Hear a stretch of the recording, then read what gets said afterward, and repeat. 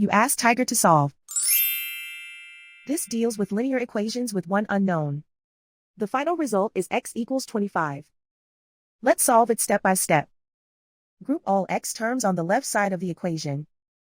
Subtract 7x from both sides. Group like terms. Simplify the arithmetic.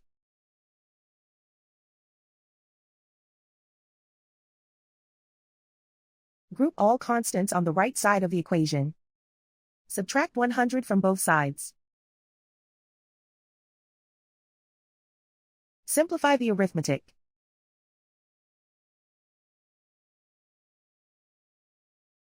Isolate the x. Divide both sides by -4. Cancel out the negatives. Simplify the fraction. Cancel out the negatives. Find the greatest common factor of the numerator and denominator.